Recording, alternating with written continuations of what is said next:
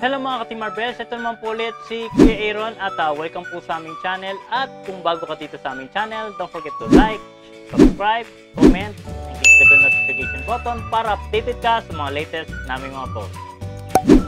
So yan mga guys, for today's vlog tayo ay magtatanim ng kasaba o yung kamoteng kahoy. At kung mapapanood nyo po itong video nito, yan, yung link na yan, dyan po tayo ay nag-harvest ng kamoteng kahoy o ng kasaba.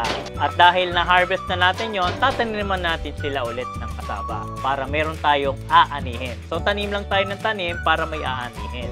So ipapakita ko sa inyo kung paano ko ginagawa ito para meron kayong idea kung paano nyo ito gagawin. Okay? Para makapagtanim kayo ng kasaba ay yung mga sanga nito, katulad po nito. Ayan. Napakagandang gamitin kasi malalapit yung mga nodes niya. Huwag kayong pipili ng mga sanga na medyo malalayo. Kasi dyan lang po tutubo yung mga bagong sipol na kasaba, no? Kung titignan nyo, may mga tubo na. Yan, mas maganda yan. Ang ibig sabihin yan ay buhay na yan. So ikakat na natin siya para makita nyo kung gaano kahaba yung kailangan nyo para sa pag-start nyo ng pagtatanim. So ayan mga guys, sa demonstration ito, dalawa lang yung gagamitin natin. Kung makikita mo guys, ayan na, may mga tubo na. Signs na yan na buhay yung inyong cuttings. Ayan, katulad po niyan, may nakita kayo, ayan, mga maliliit na sibol, ayan. Ito pa. Okay, for this demonstration, ito po ang gagamitin natin na mga cutting. And mag-start na tayo doon sa ating soil preparation. So ayan mga guys, sa pagsisimula po sa pagsa-soil prep, kailangan po yung soil nyo buhaghag. Yan, kailangan buhaghag, mabilis siyang madurog. Pangalawa, maggagawa tayo ng trench. Yung trench na yun, huhukay po kayo ng malalim at doon po natin ilalagay yung mga organic matter or mga organic fertilizers natin. At regarding naman po sa mga fertilizer na gagamitin natin ay cow manure, composted at yung DuPos na 0220 na organic fertilizer. Mataas po ang phosphorus nito at may calcium na rin.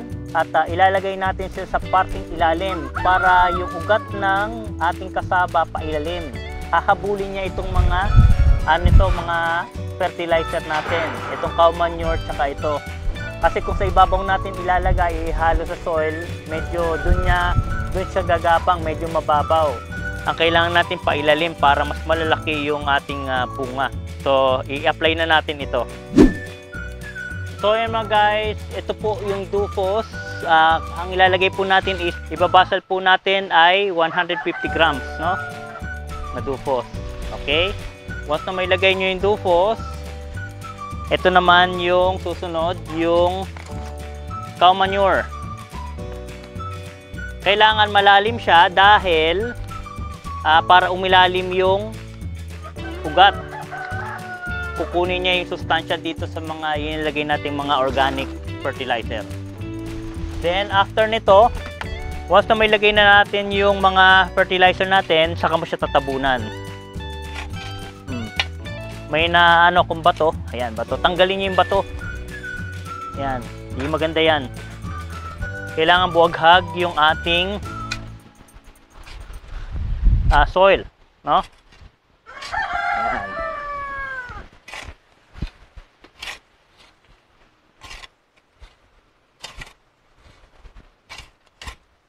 Yan.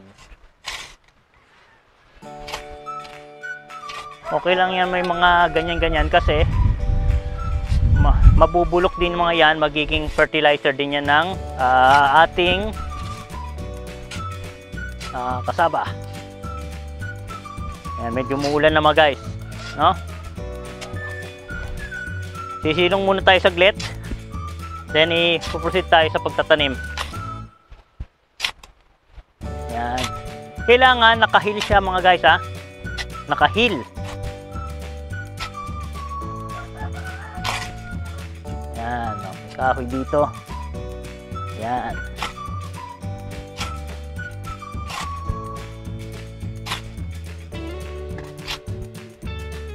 At make sure din mga guys, sa gilid may mga trenches para dyan pupunta yung tubig, hindi dito sa gitna.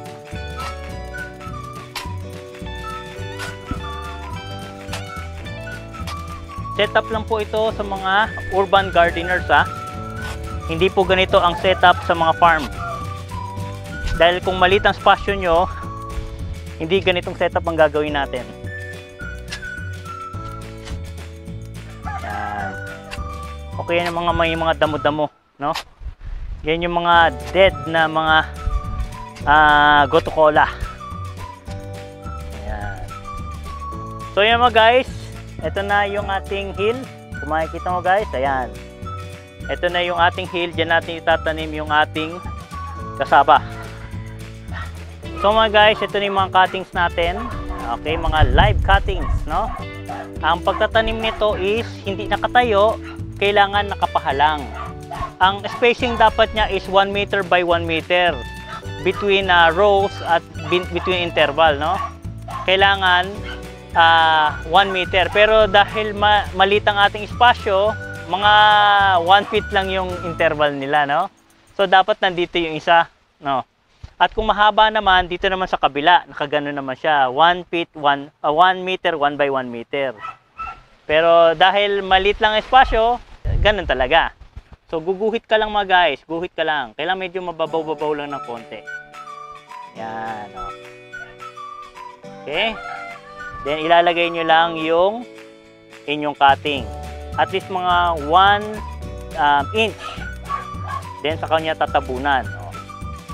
Mga 1 inch. Then, ito naman. Yan.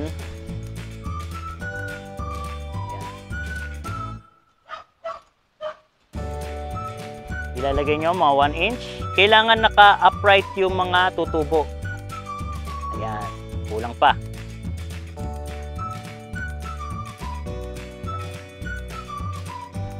Then, ibaon nyo yung inyong kasaba.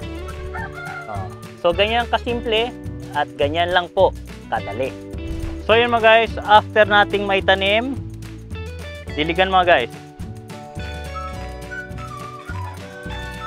Make sure na well-watered yung ating kasaba para hindi siya matuyo. Pinaka-the best na magtanim bandang mga 5 PM or early in the morning para hindi ma-shock sa sobrang init ng araw itong cuttings natin.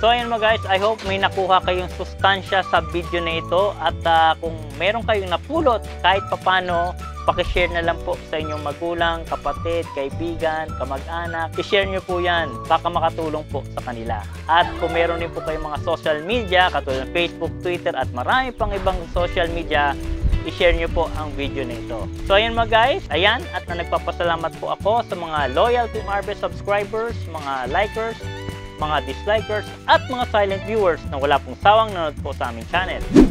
At kung bago ka dito kaibigan, i-click mo na yan subscribe button at i-click mo na rin yung bell notification button para updated ka sa mga latest naming mga posts. At kung nagustuhan nyo naman itong video nito, huwag kalimutang mag-like at mag-comment sa baba kung meron kayong mga katanungan o mga suggestions para mapaganda namin ang ating channel. So maraming salamat mga kaibigan. Mag-iwan ako ng makatagang habang may Team Arbes, impormasyon ay laging Arbes. So dito na mga guys, and hope to see you on our next vlog. Bye-bye! 갑자기 내게 나타나준 너, 난 아무 말도 할 수가 없었지. 첫눈에 반한다.